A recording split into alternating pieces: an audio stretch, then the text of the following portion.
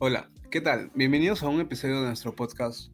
Hoy hablaremos sobre Immanuel Kant, un filósofo que seguramente habrán escuchado y tendrán alguna idea de quién es él.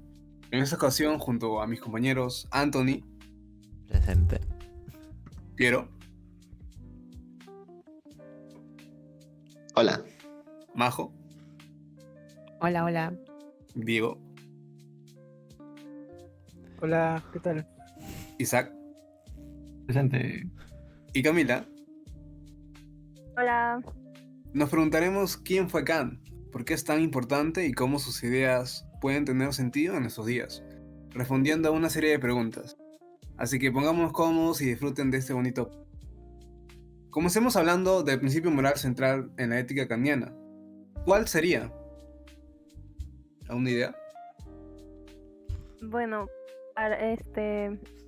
lo esencial para Kant es el imperativo categórico, que básicamente dice que actúas solo de una forma que podrías querer que todos actúen igual. Entonces esto no se trata de si algo te conviene o te sale bien, sino de si tu acción puede ser la regla para todos, o sea, actuar como por deber y no por interés.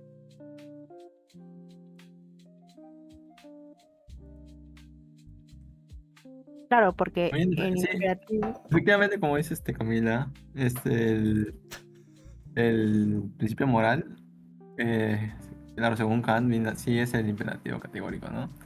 Este, a mi parecer, es muy buen principio porque esta ley nos podría tocar a todos, ya que nosotros podemos reflexionar acerca de nuestras actitudes o comportamientos, de qué es lo que nosotros quisiéramos se vea como normal, ¿no? Porque en el caso nosotros hiciésemos algo que es malo, pues nos pondríamos a reflexionar y nosotros pensaríamos si es que esa cosa mala o esa acción nos hace daño o nos afecta.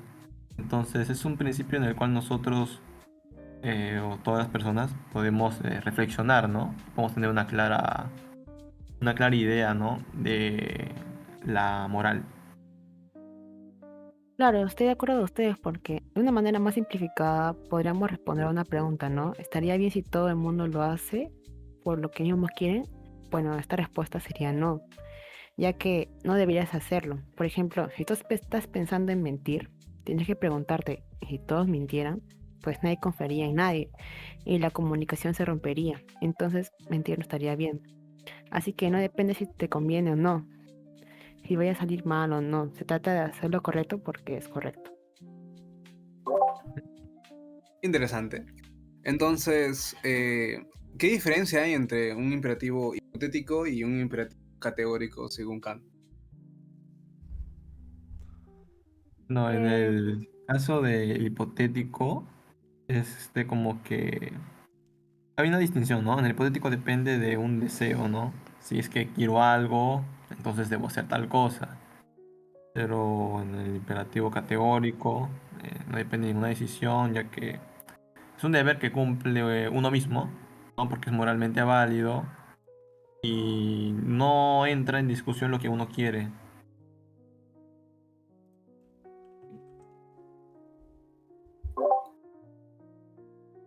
sí, es como decir que un imperativo hipotético es el tipo, si quieres lograr algo, haz esto, pero en cambio el categórico no depende de lo que tú quieras, sino es como decir, haz esto porque es lo correcto. Son estos últimos los realmente moral, porque no dependen de deseos personales. bueno, en efecto, como dijo Camila, en caso del hipotético es, si quieres algo, hazlo, ¿no? Que podemos tomar como ejemplo, si quieres aprobar, estudia. Se necesita un objetivo, en cambio el imperativo categórico es, hazlo porque es correcto. O como por ejemplo, no mientas. Ok, ok, interesante. Entonces, siguiendo con esta serie de preguntas, nos preguntamos cuáles son las tres formulaciones del imperativo categórico que destaca Bowie, que es alguien que sigue mucho a Kant. ¿Mm? Bueno, yo quisiera explicar la primera, que viene a ser la universalización. Esto se ve como el actuar ante una situación pudiera convertirse en una regla general. Por ejemplo, como habían dicho, ¿no? Acerca de mentir, ¿no?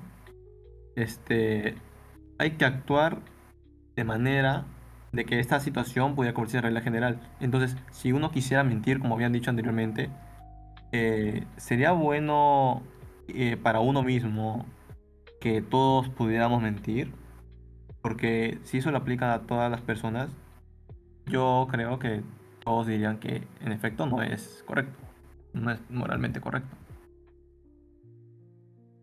Claro, o sea, también he estado sabiendo algo de esa formulación que propone, como también una que me habla de tratar a las personas como fines en sí mismas.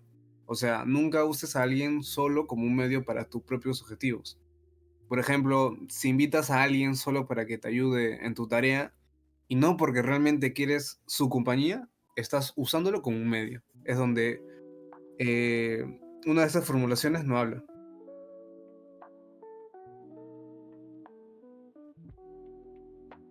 Claro, otro de ellos sería la formulación del reino de los fines.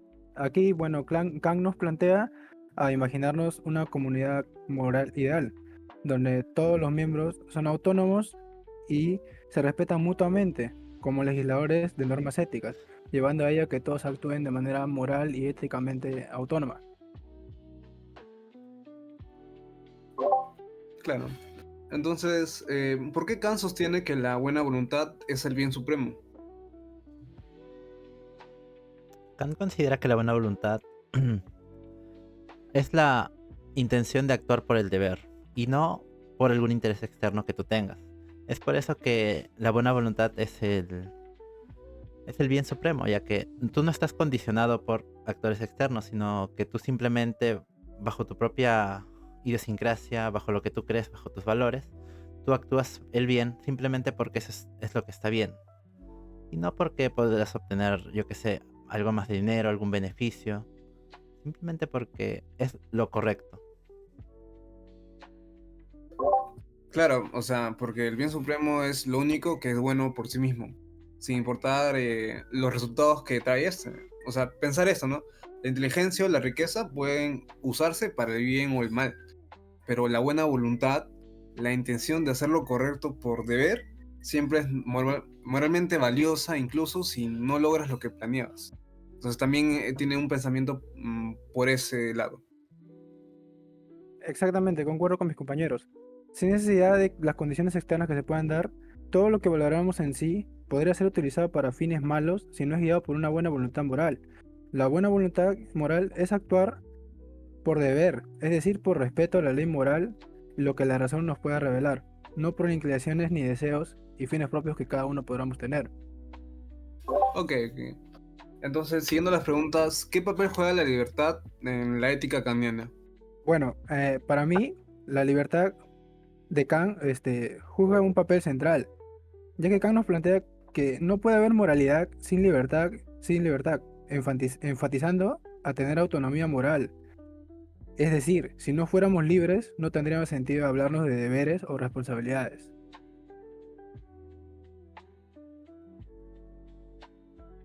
Para Kant, ser libre no es hacer lo que se te da la gana, sino elegir actuar según la razón y el deber. La verdadera libertad aparece cuando tomamos decisiones por nosotros mismos, guiados por principios éticos y no por impulsos o presiones externas.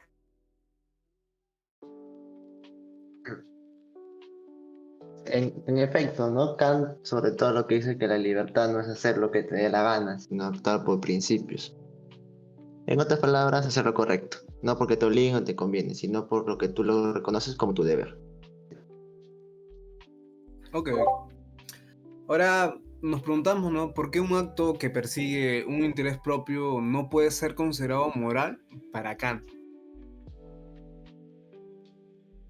Porque si lo haces por conveniencia, no estás actuando moralmente, sino que estás siguiendo tus propios intereses. No hay una ley moral, para Kant, pero una acción moral es solo moral y la haces porque es tu deber, no porque te trae algo a cambio. Claro, comparto, claro, tu idea, porque hacer algo si te conviene o porque te gusta es actuar no moral, porque la moralidad está en hacer las cosas por respecto al deber, no por inclinaciones o intereses.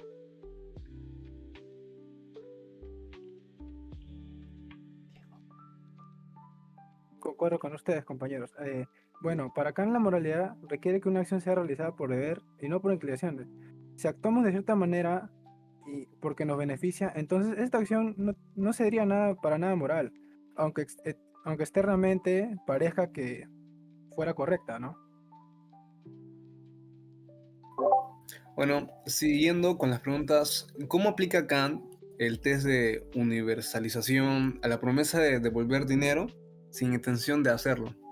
Bueno, Kant plantea el caso de alguien que promete devolver dinero sabiendo que se no lo hará. Si esta máxima se universalizara, es decir, si todos prometiesen cosas falsas y que no van a cumplir, este, el concepto mismo de promesa dejaría de existir y de tener sentido, ya que una promesa es algo que una persona misma va a hacer a futuro. Pero si tú estás pensando no hacerla, entonces el concepto mismo de promesa deja de existir, ya que simplemente pasaría a ser un engaño. Claro, o sea, concuerdo con eso. Si prometes algo y a final de cuentas piensas en no hacerlo, o sea, esa promesa ya no tiene validez, se vuelve algo inmoral a fin de cuentas. Entonces esto es lo que me habla acá, de que si piensas en no devolver algo que tomaste prestado y formaste una promesa, entonces se vuelve algo inmoral. Muy bien, como dicen ustedes, ¿no? Promesa vendría a no tener sentido, ya que ¿de qué sirve prometer algo si no lo vamos a hacer? Entonces, es súper directo el hecho de saber de que si yo, ¿por qué voy a decir algo que no voy a cumplir? Esto lo aplica al dinero y pues estoy de acuerdo con todo lo que han dicho ustedes. Y entonces, ¿por qué es inmoral robar en el contexto de la propiedad privada? Desde un enfoque kantiano. Bueno, para Kant sobre todo es la universalización, porque si todo robara ya nadie podría tener nada propio. Además, al robar usas a otra persona como su medio. Pero sobre todo para Kant lo peor que puede haber es que al hacer eso no respetas la dignidad del otro. Claro, a fin de cuentas el robo destruye la misma institución que usa. Y eso es contradictorio con la razón moral que Kant propone. Por eso es que si robas o si todos roban, la propiedad privada dejaría de existir.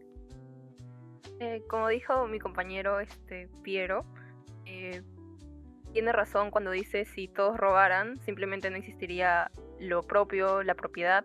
Y además, usando a otra persona como un medio, para conseguir algo es en contra de lo que Kant propone, ¿no? Eso es rechazado por Kant. Entonces hay que tratar a los demás como fines con dignidad y no como herramientas. Es verdad, es verdad. Entonces, ¿qué crítica se le hace a Kant desde Hegel respecto a la universalización de máximas? ¿Y cómo responde Kurzweil? Hegel critica a Kant debido a que éste asume que muchas de sus máximas son realmente universales, como por ejemplo sería el de la propiedad privada. Pero si nos encontrásemos, por ejemplo, en el caso de una sociedad donde este concepto no existiese, entonces la contradicción respecto del robo ya no actuaría como tal. Así que esto hace que cada sociedad tenga una idea de moral distinta y no se puedan regir bajo valores universales. Claro, entonces por eso Hegel dice, ¿no? Si es que no existiera propiedad privada, ¿por qué asumir eso? Entonces es cuando entra la idea de Korsgaard y dice, sí, pero Kant no está hablando de un mundo ideal, habla de reglas reales de la sociedad donde vivimos, en un mundo con propiedad privada. Si todos roban, eso no se sostiene. O sea, significaría que Kant sí tiene sentido si lo aplicas en un mundo real. y no en una especulación imaginaria. ¿Tú qué opinas, Isaac? Bueno, en cuanto a la pregunta, Hegel critica la ética kantiana, ¿no? Porque es muy abstracta y no dice cómo actuar en situaciones reales, pero Kierkegaard responde que esos principios sí son útiles porque están basados, ¿no?, en la naturaleza racional del ser humano, o sea que no son vacíos, ¿no?, sino profundamente humanos. Interesante. ¿Y cuál es la relevancia en la práctica del Open Book Management en relación con la ética kantiana? Bueno, respecto a esta empresa y la relevancia que tiene con la ética kantiana, es que es éticamente muy deseable, ya que esta empresa respeta la autonomía de los empleados, fomenta la honestidad, transparencia, bueno, trata a los empleados como fines en sí mismos y no como medios. Esto fortaleciendo la dignidad moral del trabajo, todo esto llevando a hacer uso práctico de la ética kantiana, por lo tanto es muy relevante. Claro. Kant estaría muy de acuerdo con respecto al Open Book Management, ya que esto de darle toda la información a tus empleados les permitiría poder tener una idea más clara de qué es lo que hace la empresa y saber hacia dónde están orientadas realmente sus funciones, ya que muchas veces las empresas suelen ocultar la información a los empleados y engañarlos diciéndoles que lo que están haciendo ahora mismo es para un fin y al final terminan volteándolo a algo totalmente diferente. Bueno, nos preguntamos qué significa tratar a una persona como un fin y no solo como un medio. En mi caso, o sea, significa que se respete su dignidad y la libertad. No usar a la persona como un objeto para tus planes o con dobles intenciones, sino valorar sus metas y su voluntad y a fin de cuentas la humanidad que tiene, ¿no? Claro, porque Kant trata de decir que no se puede utilizar a la persona como una herramienta, ya que si yo soy amable contigo, solo para que me hagas un favor te estaría usando. Pero si te trato con respeto, te escucho y valoro lo que piensas, ahí sí te estoy tratando con un fin, como alguien que sí tiene valor por sí mismo. Concuerdo con usted. Debemos tratar a las personas respetando su dignidad y autonomía, reconociendo que cada uno tiene sus propios fines, no usarlos como herramientas o medios para nuestros intereses y beneficios, llevando a ello que debamos actuar con respeto y considerando ser éticos con los demás. Sí, significa respetar su valor como humano para no aprovecharte de alguien como para conseguir lo que tú quieres, sino hay que reconocer el propio valor de las personas eh, y sus metas, su libertad, tratar con respeto a la gente y sin manipular. Bueno, Kant nos habla mucho sobre la libertad, pero este tiene dos formas de libertad a las que se refiere. ¿Cuál sería la diferencia entre la libertad positiva y la libertad negativa? Bueno, empezando por la libertad negativa, se centraría en la ausencia de obstáculos externos, ya que de esta manera tú te puedes desenvolver con tus propios medios sin ningún obstáculo. ¿Y tú qué obtendrías en consideración con respecto a la libertad positiva, Piero? Bueno, la libertad positiva, según Kant, en este caso, que no hacer lo que se te dé la gana, sino hacer lo que tú, como ser racional, reconoces como correcto. Podríamos decir, yo decido hacer esto porque es lo justo, no porque me conviene o me obliga. Bueno, Bueno, como han dicho mis compañeros, ¿no? La libertad negativa, en conclusión, es que nadie te moleste o impida actuar. Y la libertad positiva es algo más profunda para Kant, que es como actuar guiado por tu propia razón, por los principios que tú eliges. Entonces es solo ahí cuando somos realmente libres. y claro, con respecto a la libertad positiva y la libertad negativa, se plantean ciertas contradicciones en nuestra sociedad, ya que la libertad negativa implica únicamente no tener restricciones, mientras que una libertad positiva implica que tengas la posibilidad de hacer cosas, siendo que en nuestra sociedad muchas veces si una persona no tiene dinero, no podría acceder a ciertos beneficios y por lo tanto se estaría quebrando su libertad positiva al no poder acceder y ser libre de verdad. Claro, entonces sería como decir, Soy libre no solo porque nadie me frena, sino porque yo también decido con conciencia. Bueno, pasando a la siguiente pregunta, ¿cuáles son los requisitos para que un trabajo sea considerado significativo desde una perspectiva kantiana? Bueno, desde la perspectiva kantiana, un trabajo es considerado significativo cuando cumple con ciertos requisitos éticos basados en la dignidad humana, autonomía y el respeto hacia las personas, como fines en sí mismo, permitiendo que las personas se desarrollen moralmente y éticamente. Claro, o sea, también concuerdo en la parte que tú dices, ¿no? Porque Bowie, que claro, se inspira de Kant, nos habla de que un trabajo significativo es aquel que permite desarrollar las capacidades racionales, respeta tu dignidad como persona y te da cierta libertad moral y no te reduce a un simple instrumento de producción. Entonces me habla de que para que un trabajo sea significativo tiene que cumplir o tiene que tener estos tres aspectos. Bueno, también se puede decir en este caso que para acá se lee como en el sentido de que si te, un trabajo te tratan como persona y no como máquina. Si puedes tomar decisiones, aportar. Que tu opinión sea válida, que no te dejen a un lado. Bueno, siguiendo con las preguntas. ¿Por qué los despidos masivos podrían ser inmorales bajo una ética kantiana? Bueno, esto es porque muchas veces los despidos masivos solo buscan aumentar las ganancias, ¿no? Empresas como medios, como ya habíamos hablado anteriormente, y no como fines de... Te escuchamos, Santo.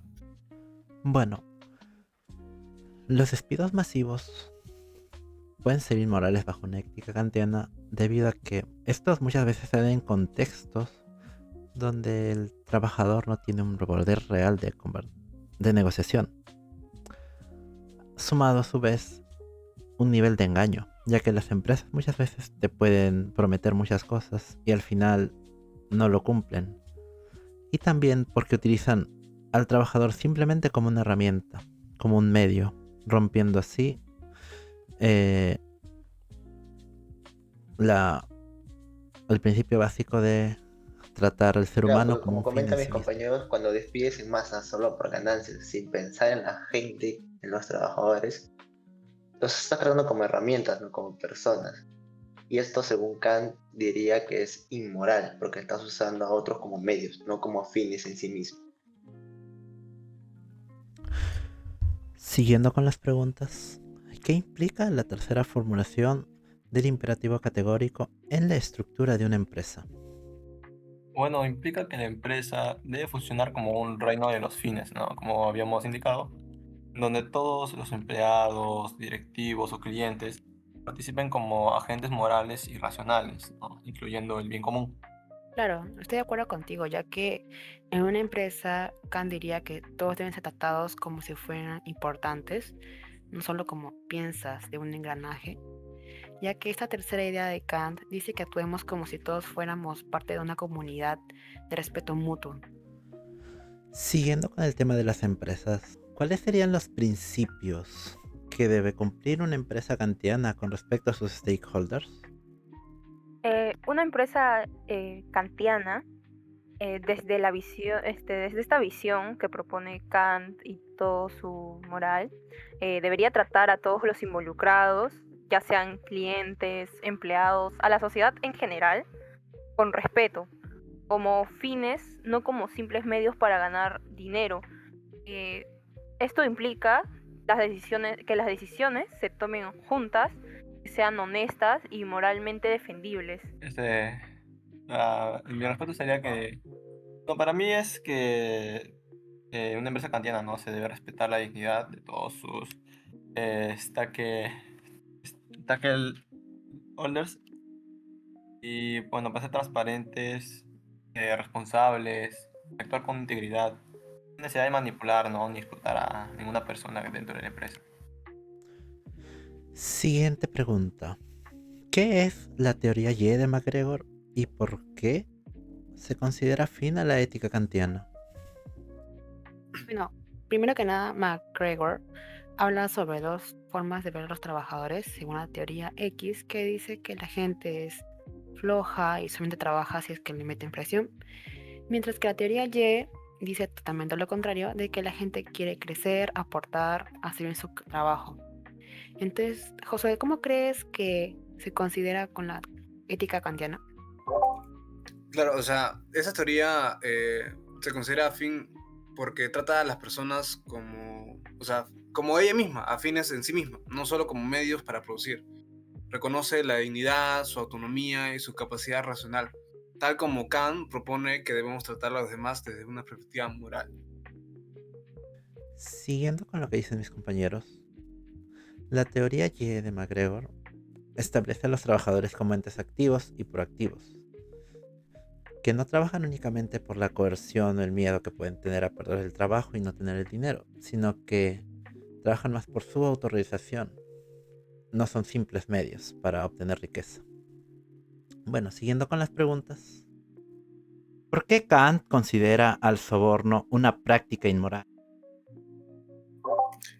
O sea, yo podría decir que Kant considera esto porque el soborno usa a las personas solo como un medio para su beneficio propio, así como hablamos anteriormente, y destruye su confianza y la justicia, que son estos dos aspectos esenciales para cualquier ley moral, así sea una ley que está actualmente en nuestro país o en otra. Bueno, Kant respecto a los sobornos nos dice que generan una contradicción en sí misma, ya que si estos se universalizaran, Claro. perderían todo el sentido. Bueno, también Además, podríamos decir en este caso que para Kant es inmoral, porque estás comprando una decisión, no ganándola con mérito. Como por ejemplo, comprando a un funcionario con dinero, ¿no? En una licitación pública. Al usar a un funcionario como instrumento para tu propio interés, no respetas su autoridad, sino haces que no cumpla su deber correctamente, ¿no? Bueno, aparte de lo que han dicho mis compañeros, también me gustaría añadir que los sobornos rompen lo que sería el imperativo categórico de Kant, ya que tú no estás haciendo aquello por lo que te están sobornando, porque creas tú que eso va a ser el bien o porque sea algo bueno en sí mismo, sino porque tú vas a obtener un beneficio propio. A su vez que la persona que soborna también está obteniendo otro beneficio con ese soborno. Así es, así es. También hay que preguntarnos, ¿no? ¿Cómo puede el capitalismo contribuir a la paz mundial según Boy y Kant? bueno, Kant y Broy dicen que cuando los países hacen comercio entre sí, se necesitan mutuamente. Entonces, de esta manera es menos probable que se lleguen a pelear. Además, el capitalismo global requiere de confianza y cumplimiento de reglas, ayudando a crear una ética en común mediante honestidad y respeto. De esta manera se puede hacer que el mercado funcione. Bueno, según mi respuesta, sería que el comercio internacional genera interdependencia. Y cuando los países dependen entre sí, generan buenos incentivos para actuar racionalmente y así nos evitamos conflictos. Esto puede promover la paz y una ética de respeto mutuo. Bueno, respecto a ello, el capitalismo ético es regulado y puede ser una herramienta muy fundamental para promover la paz mundial mediante tres ideales principios que plantea Kant, que uno de ellos es el respeto a las personas como fines en sí mismo, otro de ellos es la interdependencia económica como torre de paz, y otro de ellos es el imperativo categórico como base de instituciones justas, llevando a ello a que el capitalismo debe ser guiado por el imperativo categórico de Kant. Bueno, me gustaría dar un ejemplo integral sobre esta pregunta, ¿no? Que en el caso de dos países, que vamos a hablar de Alemania y Francia, que históricamente, como podrán saber ustedes, fueron enemigos, ¿no? Pero tras concluir la Segunda Guerra Mundial comenzaron a comercializar intensamente y crear instituciones económicas compartidas.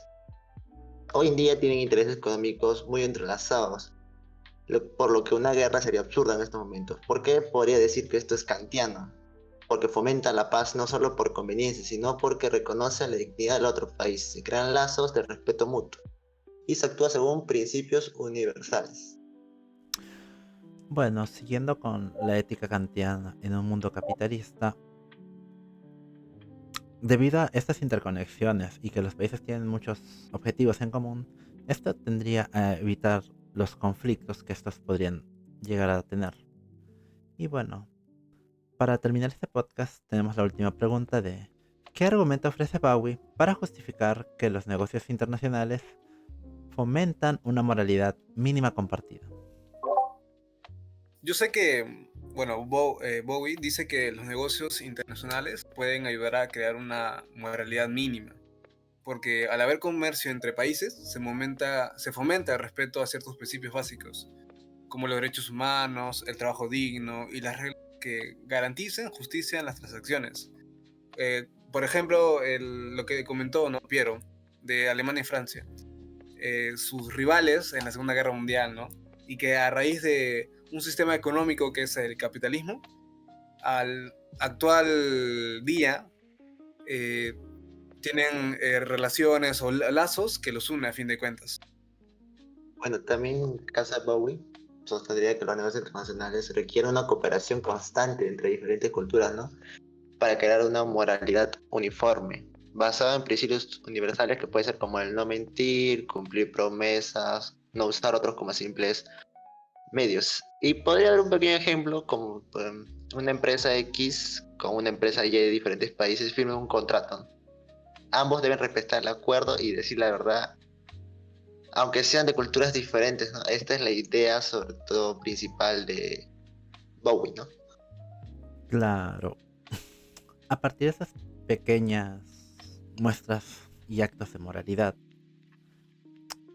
se puede llegar a operar en múltiples culturas y muchas empresas deberán adoptar estas prácticas mínimas, por lo tanto, para poder mantener su funcionamiento global. Por lo tanto, estas prácticas podrían constituir una moral compartida a nivel internacional. Ya para finalizar este podcast, cabría recalcar que la moral kantiana nos recuerda que los actos morales no deberían depender de las consecuencias ni de las recompensas que podrían obtener a partir de realizar esa acción, sino más bien de tu propia voluntad y del deber de hacer lo bueno o lo moral dentro de tu sociedad. Concuerdo, de verdad. Creo que esta charla ha sido algo de cultura. Nos hemos enterado de algunas ciertas cosas y a fin de cuentas va por este podcast, saber un poco de Kant y tratar de irnos con uno de sus pensamientos, que son muy importantes, un personaje muy importante. Entonces espero que les haya gustado este podcast. Agradezco a mis compañeros, a Anthony, Camila, Diego, Isaac, Majo y Piero, por acompañarme y responder a estas preguntas que son interesantes. Espero que les haya gustado y nos vemos en un próximo podcast. Y Muchas no gracias. olviden suscribirse para no perderse los próximos episodios y déjenos sus comentarios. Hasta la próxima.